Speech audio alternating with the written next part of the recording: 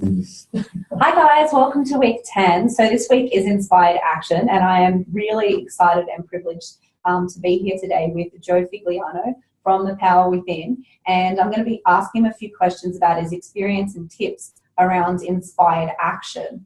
So I'm going to let Joe first introduce himself to you and share a little bit about himself. So over to you, Joe. Thank you, Cynthia. So my name is Joe Figliano, and I am a self-healing coach, and I am a brain trainer. So I help others to rewire their brain and deal with emotions that rise up and work on themselves spiritually, emotionally, physically, and mentally to heal themselves from ailments, physically, emotionally, spiritually, mentally, so they can grow into their better selves. Perfect. And the first question that I have for Joe today is I would like to know what his definition is for inspired action. Well, my definition of inspired action is when you are taking action and creating more for your life that is aligned with your life purpose.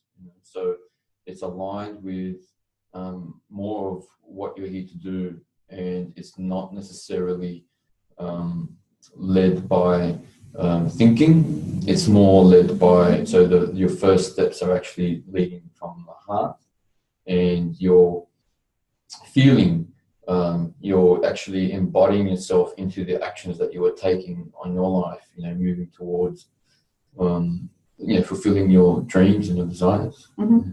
Yeah, I would agree as well. So making sure that the actions that are taking are really like you've got that passion and you've got that drive and you've got that heart-centeredness around them, that it's really going to skyrocket.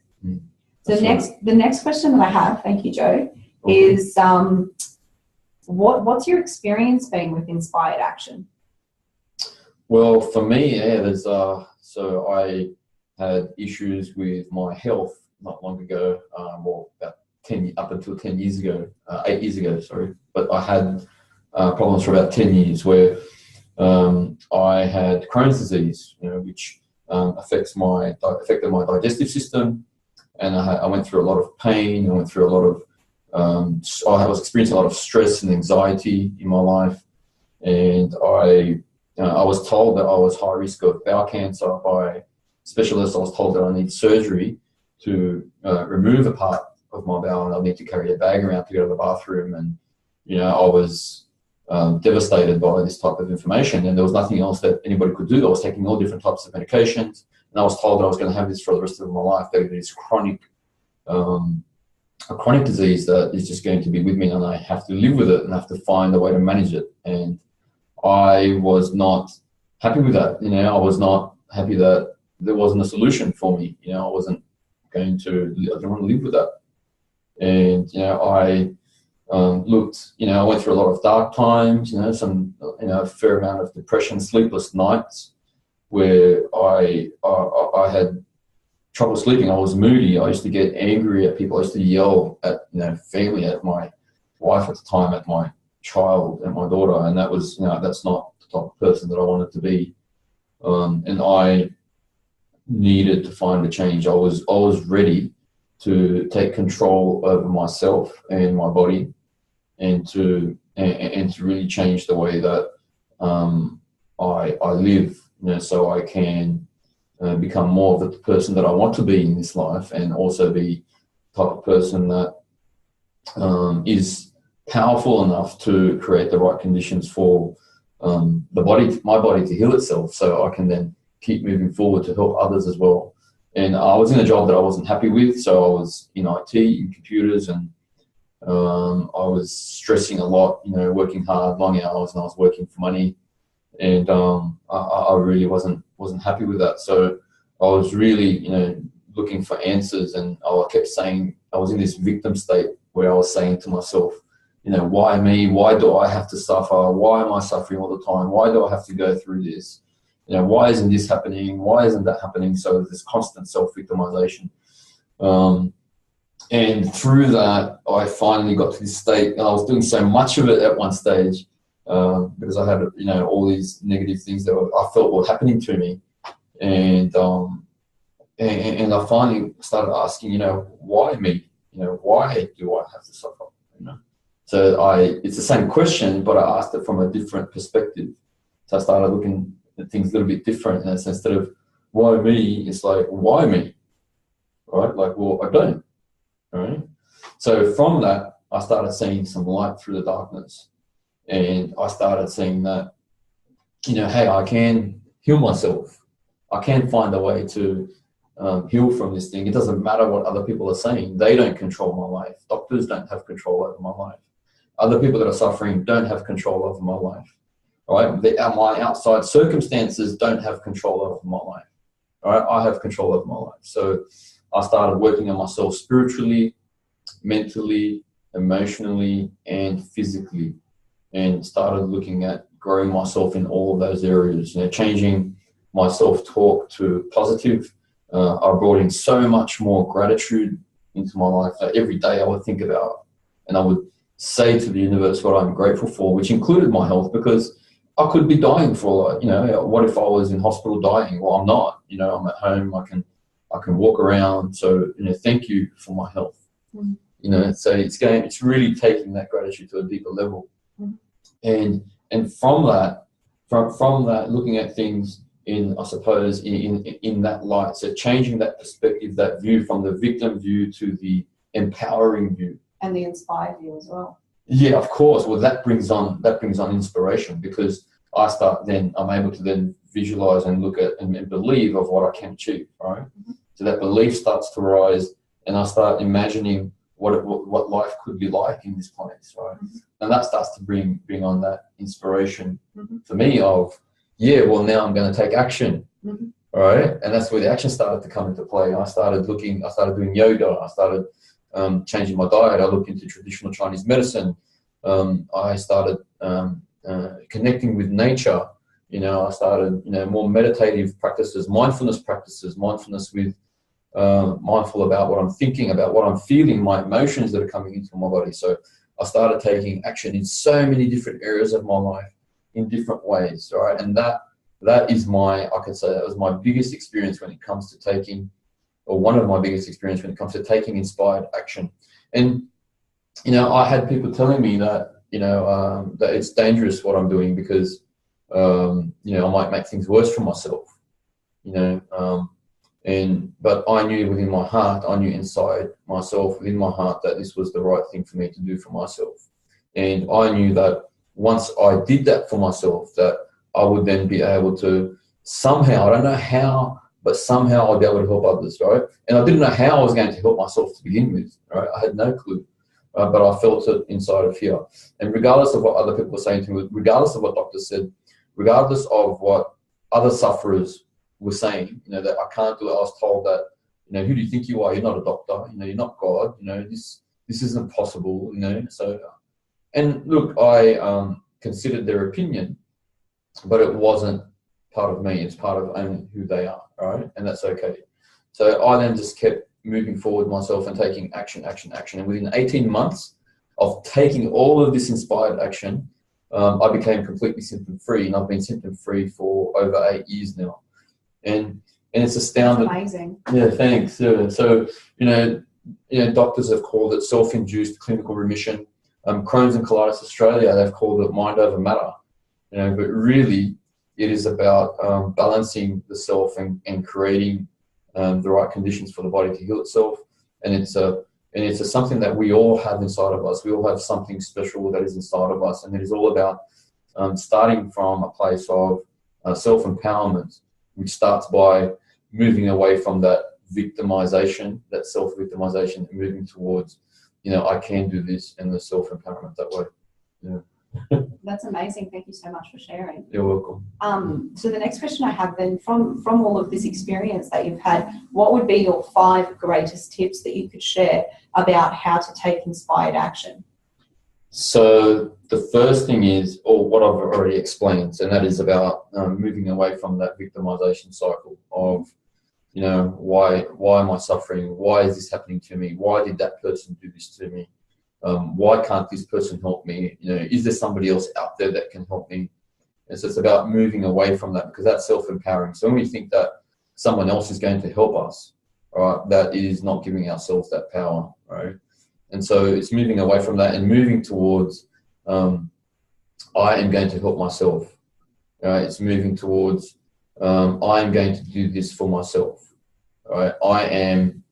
I will be successful. I do have faith. I do believe in myself. I do believe in myself and what I'm capable of. There is something there for me that is more than I could possibly imagine. And then just allowing that to unfold.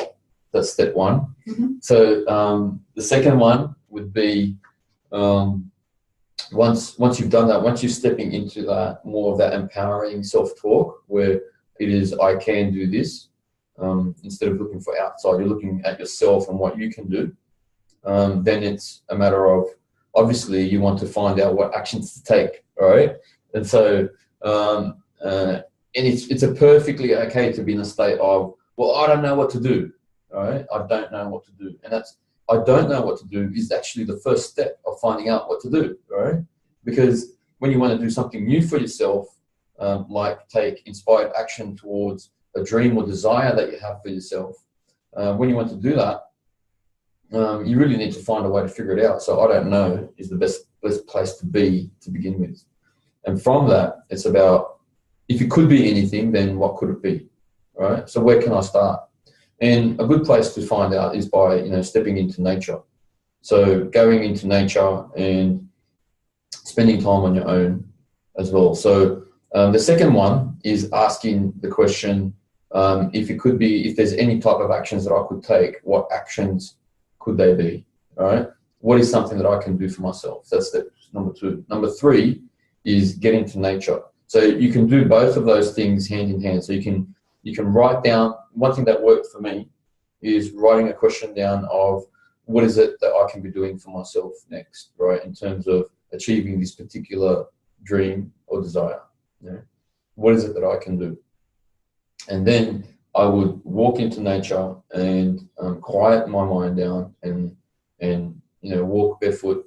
For me, I love the beach, but even when I wasn't living next to the beach, I would walk around the block, right? And I would connect with the trees and stop and smell the roses, and the animals and the even bees. And I was amazed one day when I was going for a walk around the block, because I didn't have beaches or bushland next to me, so I just walk around the block of where I lived. And I was amazed one day, I just walked to a tree and I saw like 1,000 bees flying around. And usually in the past I'd be afraid and I'd just run from the bees, But this time I just looked up and I was just amazed and just connecting with whatever was going on around me. So connecting with nature can really bring out, and being present with nature can really bring out what it is that is needed for you in terms of your next steps, right? And so from that, you can listen to your heart. So that brings me to step 4, which is listen to what your heart has to say for you. You can put your hand on your heart, or you can not, once you quieten your mind, and nature is a great way to quieten your mind, or mindfulness exercises is great too, or meditations. So once you can quiet your mind and connect with yourself more, your body more, and nature more, you can allow what your heart is trying to tell you. You can allow that to kind of come through more, right? Mm-hmm. So as you start listening to your body more and your heart more as to what your heart wants for you, you can then start writing things down for yourself. Write, and it could be anything, which brings me to step 5, which is it could be anything. So, and that anything could be, it's usually a creative. Look at yourself as what brings you what is your highest excitement? What brings you joy? So look at what is creative for you as well. So be creative about it. So it could be, writing poetry, such as Cynthia is amazing at writing poetry. It could be writing stories. It could be making music. It could be even dancing is a creative expression. Right? It could be art. It could be astronomy. It could be getting into what brings excitement and joy for you in a childlike fashion, and getting more creative. Which is something that I started to do more of. More spontaneous as well. And more spontaneous, yeah. And as you do that, listen to what's happening in your body, listen to what's happening in your heart, and then messages will come through to you, and look for synchronicities, look for signs that appear, and you just take action on those, right? And so for me, it was, okay, well, I don't know how I'm going to get healthy. I have no idea. That's how it started. That's how it started for me. I don't know how, but it's going to happen. All right, so if it could be anything, what could it be? Okay, well, I'm going to try yoga now, a bit of yoga. Okay, well, I'm going to work on my diet now. Okay, well, I'm going to go for a walk around the block now. Okay, well, I'm going to connect with nature now. Okay, well, I'm going to do more exercise now. So, you see what I mean? So it's one thing after the other, and for me, there was a bit more dancing, and there was a bit more making some music, and then for me, it was spending time alone. All right, really spending time alone, and it was working on my thought processes, and then it was working on my emotions, and it was so it's one thing leads to another, leads to another, leads to another, right? And all of a sudden, if you keep doing that, you start to develop a chain reaction, right, and a flow, and that's inspired action that ends up being in a flow, right, that leads you to your desires and your dreams. Yeah, exactly. I love all those. Thank you so much. And I'm sure a few of the things mentioned is a good reminder, because I think some of them are mentioned in some of the other pillars. So if you haven't been practicing or actioning any of those things, it's a good reminder for this to be part of your week of inspired action and get you back into the habit of doing those things as well. So thank you so much. And I was just wanting to know, is there anything else that you would like to share with all of us about inspired action? Yeah, okay. Just a quick exercise. So one thing that's great to do is to, I suppose, if you have a goal, a dream, or a desire that you want to reach, is to write down what that is in the I am, in it, as if you're already experiencing it. So for me, it was I am healthy. I am, and I would say I am healthy. Thank you for my perfect health.